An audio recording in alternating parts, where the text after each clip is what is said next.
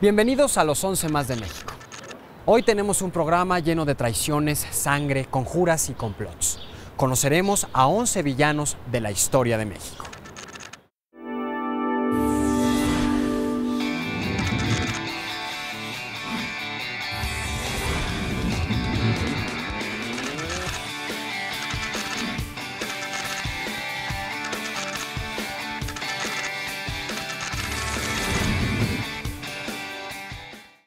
Explorar nuestra historia en términos de héroes o villanos es distorsionarla, pero sin duda hay personajes que se han ganado este título a pulso. Tu votación nos ha ayudado a elegir a estos 11 villanos de la historia de México. ¿Se hará justicia? Quédate con nosotros y lo averiguaremos. El 11º puesto de nuestro conteo lo ocupa un personaje que parece surgido de una historieta del género negro, donde policías y ladrones se confunden. Pero este villano no procede de la ficción, sino de la policía capitalina. Arturo el Negro Durazo.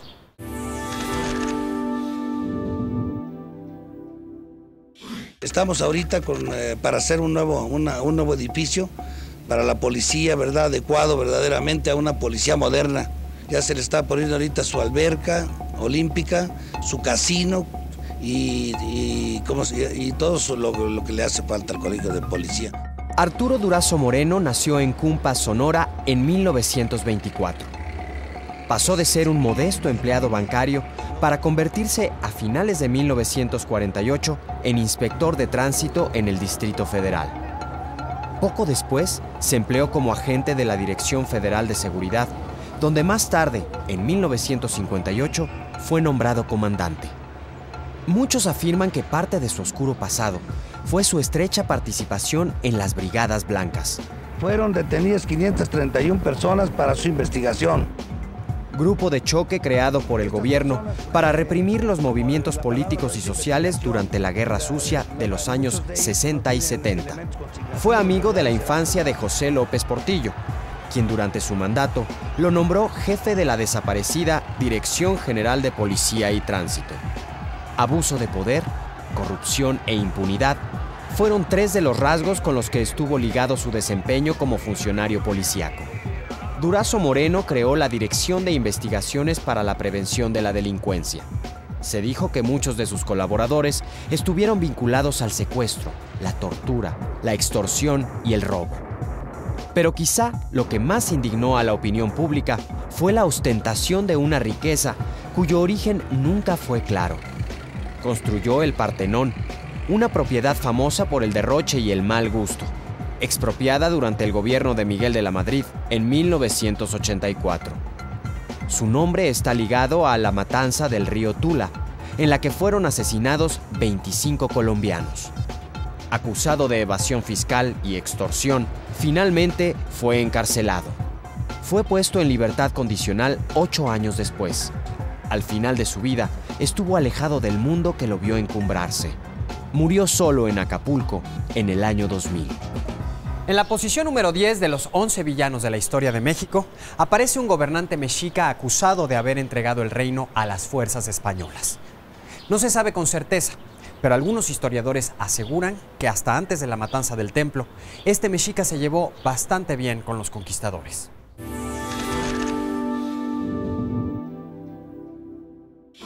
Moctezuma Xocoyotzin o Moctezuma II fue el tlatoani mexica a quien le tocó lidiar con las huestes de Hernán Cortés.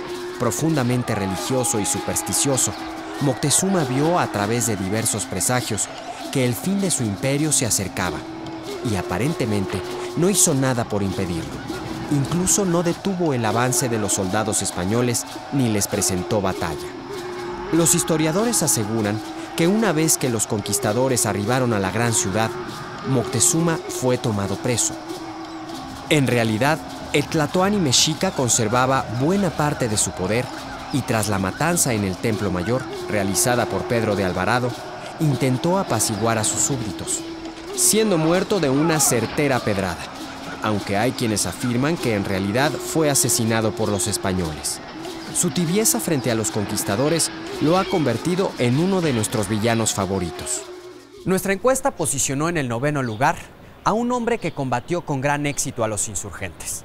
aunque dicen algunos, propició la corrupción y el enriquecimiento entre sus subordinados de tal forma que sus mismos gobernantes pidieron su destitución.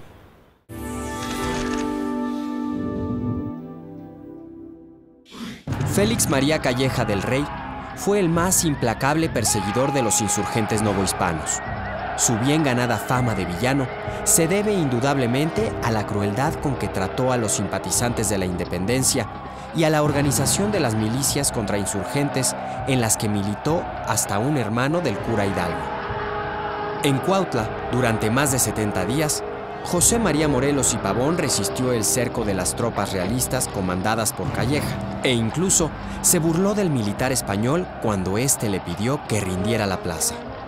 Calleja, quien llegó a ser virrey de la Nueva España, fue acusado de prepotencia y rapiña, así como de respaldar las medidas arbitrarias de sus subordinados, entre los que se encontraba Agustín de Iturbide, razón por la cual fue retirado de su cargo en 1816. Félix María Calleja incluso saqueó la casa de Hidalgo en Dolores y confiscó los bienes de la Inquisición. Pidió además un préstamo forzado de 2 millones de pesos a los comerciantes de la ciudad, lo que más adelante causaría su ruina. En el octavo lugar de los 11 villanos de la historia de México aparece precisamente uno de los subordinados de Félix María Calleja.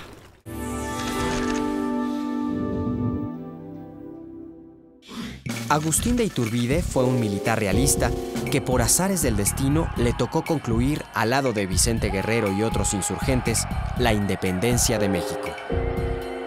Pero a decir de muchos, no lo hizo por convicción, sino que fue el instrumento de un nutrido grupo de criollos que veían con alarma cómo en España se establecía un gobierno liberal que restableció las libertades implantadas por la Constitución de Cádiz. Aprovechándose de las circunstancias, Iturbide maniobró para que, una vez terminada la independencia, se convirtiera en emperador de una monarquía constitucional. Pero en poco tiempo se enemistó con el Congreso y acabó siendo depuesto y enviado al exilio por uno de sus antiguos correligionarios, Antonio López de Santa Anna. En julio de 1824, Iturbide intentó regresar a México, pero fue capturado y fusilado. Sus restos reposan en la Catedral Metropolitana. Los nietos de Iturbide, Agustín y Salvador, fueron adoptados por otro efímero emperador mexicano, un monarca que, por cierto, también forma parte de nuestra lista de villanos. Pero volvemos con él después del corte. Esto es Los 11 Más.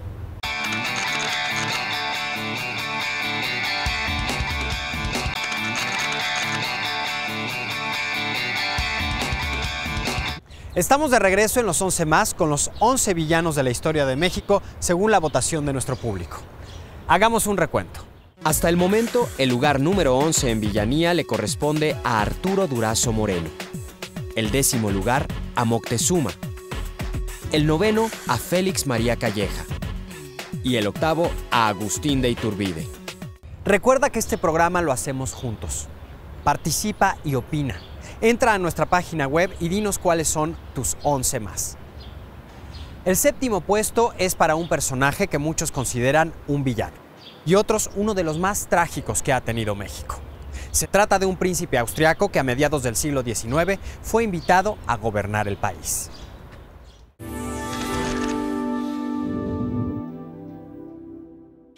Se trata de un príncipe austriaco que a mediados del siglo XIX fue invitado a gobernar nuestro ingobernable país por una comisión en la que se encontraba nada más y nada menos que el hijo de Morelos, Juan Nepomuceno.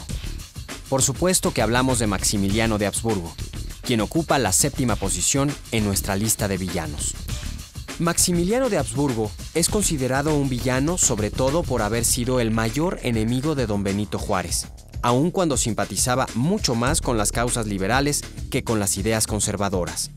Más que un villano, Maximiliano es un personaje trágico que quemó las naves al renunciar a sus derechos dinásticos en el Imperio Austrohúngaro para venir a gobernar un país que no conocía, difícil, espinudo. Las tropas republicanas, que en un principio parecían fácilmente controlables por el ejército francés, le asestaron duros golpes a las fuerzas imperiales, hasta que éstas, en 1867, abandonaron el país. Maximiliano se quedó solo, pero se negó a abandonar el país. refugiado con los restos de su ejército en Querétaro, fue víctima de la traición y fusilado el 19 de junio de 1867. Su último deseo fue que no le dispararan al rostro y que le entregasen su reloj a su amada esposa, quien enloquecida sobrevivió hasta bien entrado el siglo XX. En la sexta posición de los 11 villanos de la historia de México aparece una mujer cuyo nombre es sinónimo de traición, pero que en el fondo no era más que una esclava, que como tal fue entregada a los conquistadores. Su nombre, Doña Marina, la Malinche.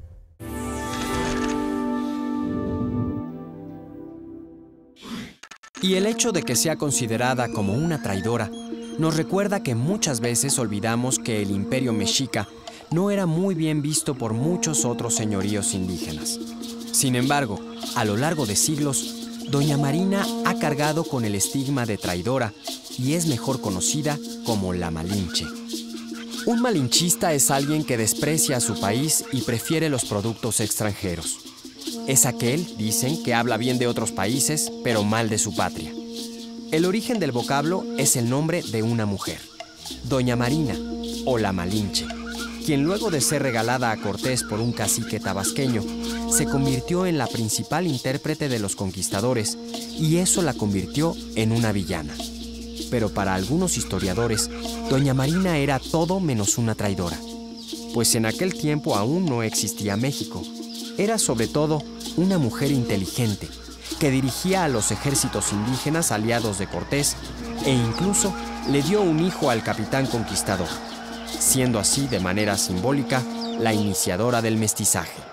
Durante la noche triste, abandonada por casi todos, la Malinche se las ingenió para salir con vida de aquella trampa, algo que nos habla de su notable inteligencia. En la quinta posición aparece un militar a quien Benito Juárez felicitó en sus años de estudiante.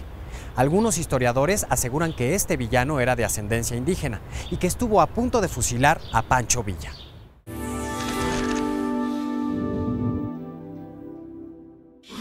Victoriano Huerta fue un militar porfirista que el presidente Francisco I. Madero conservó a su lado y quien hasta febrero de 1913 había actuado con lealtad al nuevo gobierno y combatido diversos estallidos rebeldes, particularmente el comandado por Pascual Orozco. Pero sorpresivamente, en febrero de ese año, al desatarse una revuelta de antiguos militares porfiristas en la Ciudad de México, Huerta, alentado por el embajador estadounidense Henry Lane Wilson, se alió con los rebeldes, tomando preso al presidente Madero y al vicepresidente Pino Suárez, quienes fueron asesinados a mansalva de camino a la penitenciaría de Lecumberri. Traicionando incluso a sus propios aliados, Huerta se convirtió en presidente de México y durante su breve gobierno fueron asesinados o desaparecidos legisladores opositores como Belisario Domínguez o Serapio Rendón. Huerta, a quien se le conocía como el Chacal, se convirtió en el símbolo de la traición, y en su contra se rebelaron diversos grupos revolucionarios como villistas, zapatistas y carrancistas. Derrotado, Huerta abandonó el país, pero en 1915, acompañado por su antiguo rival, Pascual Orozco, mientras planeaba en El Paso una nueva insurrección, fue apresado por las autoridades estadounidenses y murió en la cárcel víctima de cirrosis. Poco antes de llegar a la prisión de Lecumberri, fingiendo un asalto, Madero fue asesinado por órdenes de Victoriano Huerta. El cuarto villano es un expresidente de México. Su gobierno estuvo marcado por el movimiento estudiantil del 68.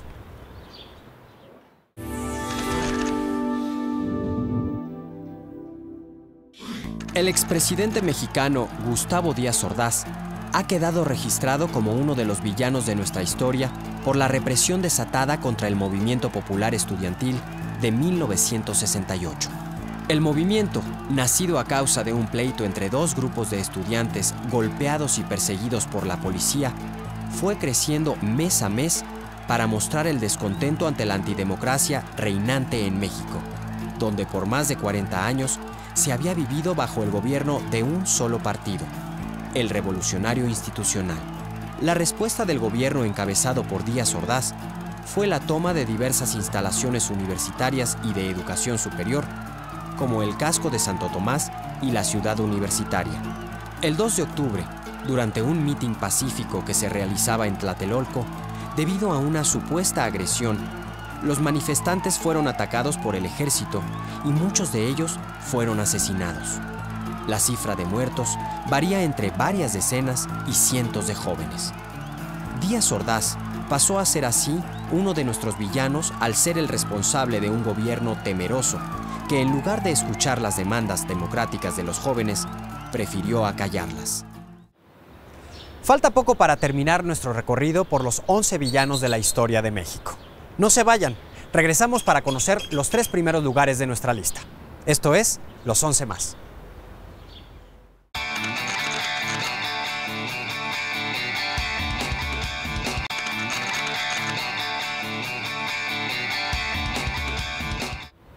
Estamos de regreso en los 11 más con los villanos de la historia de México. Cada una de estas posiciones ha sido elegida por ti. Entra a nuestra página de internet y vota para ser parte de nuestro conteo. Hagamos un recuento. En el 11º puesto, Arturo Durazo Moreno. Le siguieron Moctezuma, Félix María Calleja, Iturbide, Maximiliano de Habsburgo, La Malinche, Huerta y Díaz Ordaz. Los 3 lugares restantes los ocupan curiosamente 3 soldados, un español y 2 mexicanos. ¿Se imaginan quiénes son? En el tercer lugar tenemos al famoso conquistador de México, a quien al parecer seguimos viendo como un hombre cruel y despiadado, Hernán Cortés.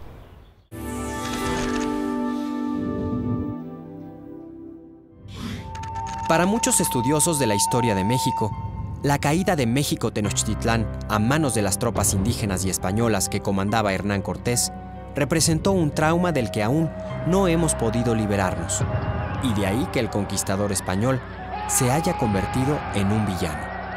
El estudiante de la Universidad de Salamanca, que se convirtió en soldado, encarna para algunos todo lo malo que los europeos trajeron a América. Por eso, en los muros de Palacio Nacional, Diego Rivera lo plasmó enfermo de sífilis en una monstruosa caricatura. La leyenda cuenta que, llevado por su codicia, Cortés torturó a Cuauhtémoc, el último güey tlatoani o emperador mexica, quemándole la planta de los pies para obtener informes sobre un supuesto tesoro.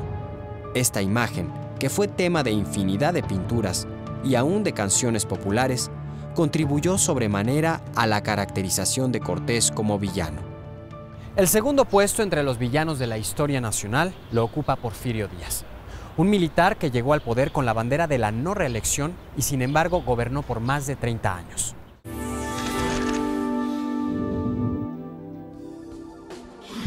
Porfirio Díaz fue un militar republicano que derrotó a los franceses en batallas decisivas como las de Miautlán, La Carbonera y la del 2 de abril de 1867, que prácticamente selló el destino del Segundo Imperio Mexicano.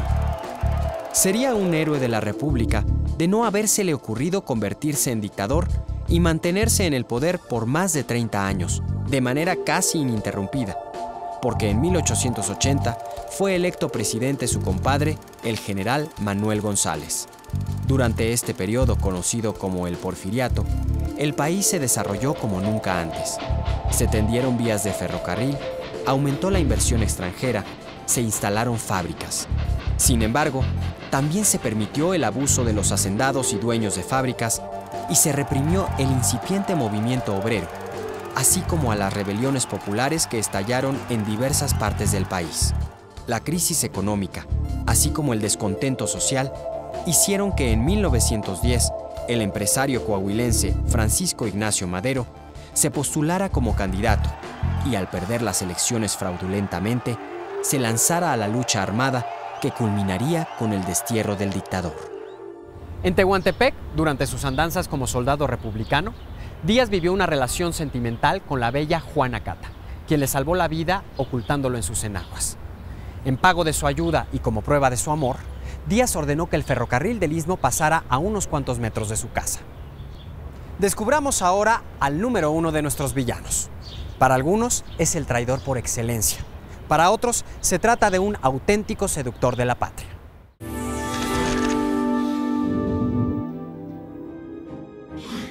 El historiador José Fuentes Mares aseguraba que este jalapeño fue ante todo un político.